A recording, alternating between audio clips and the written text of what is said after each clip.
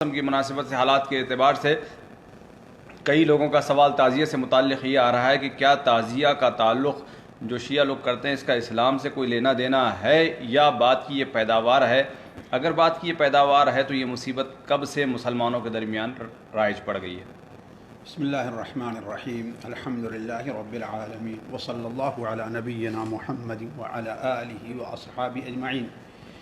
دیکھیے، تعزیہ کا ایک لغوی معنی ہے اور ایک اصطلاحی معنی ہے۔ لغوی معنی ہے تسلی دینا، صبر دلانا، اور یہ ایک مسنون چیز ہے۔ نبی صلی اللہ علیہ وسلم حدیث ہے من عزا مصابا، جس نے کسی مصاب یعنی پریشان حال کو، یعنی جس کے یہاں کسی وفات ہو گئی ہو، اس کو صبر دلائے گا تو اللہ تعالیٰ اس کو جو ہے یہ اجر سے نوازے گا۔ دوسرا معنی ہمارے یہاں جو مانا جاتا ہے تعزیہ، یعنی حضرت حسین رضی اللہ تعالیٰ عنہ کی قبر کی شبیہ اور اس قسم جو چیزیں ہیں جیسے دلدل ہے، پنجہ ہے، ان چیزوں کی شبیہ بنا کر کے اس سے حضرت حسین رضی اللہ عنہ کی شہادت کو یاد کرنا اور ان چیزوں کے ذریعے برکت اور حاصل کرنا، انہیں تقدس کی نظر سے دیکھنا۔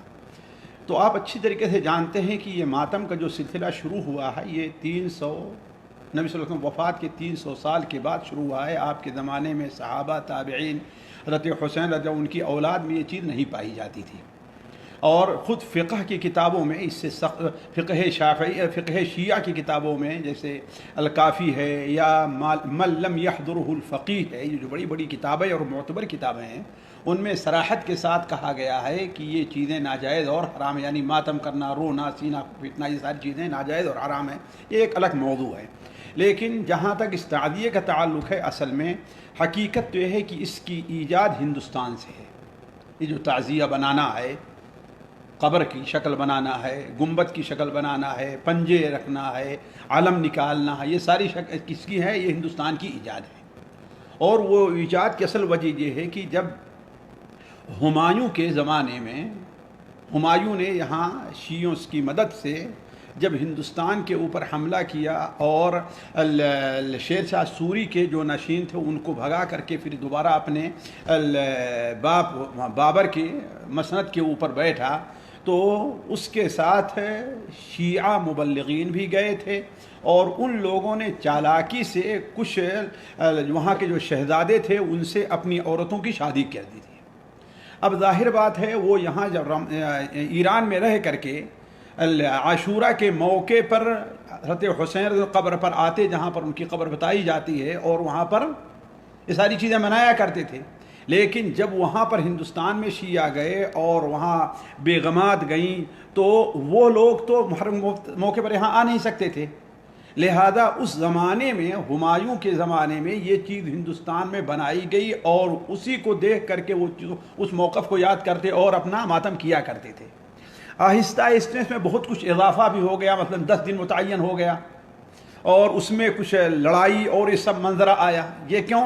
اس لیے کہ یہ ہندوؤں کے رام لیلا سے لیا گیا ہے۔ دسہرہ 10 دن ہے اور عاشورہ بھی، یہ بھی 10 دن ہے۔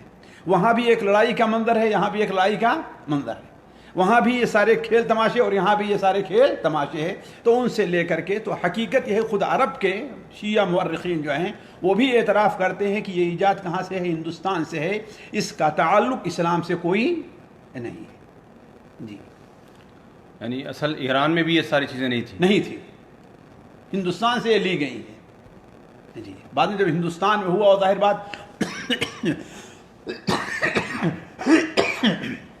تیموری خاندان میں جو مغل کا خاندان تھا، اس خاندان میں جب دیکھے کہ ایک ان کو عروج حاصل ہے اور یہاں بڑے شوق سے منایا جاتا ہے، تو ظاہر بات ایک برائی دوسری جگہ بڑی آسانی سے پھیل جایا کرتی ہے، تو وہاں سے یہ لوگ اس کی نقل کرنا شروع کر دی اور یہاں بھی وہ چیز پائی جانے لگی۔ یعنی اس چیز کو شیعہ کے خود شیعہ مانتے ہیں، خود شیعہ مانتے ہیں کہ ہندوستان سے ہمارے۔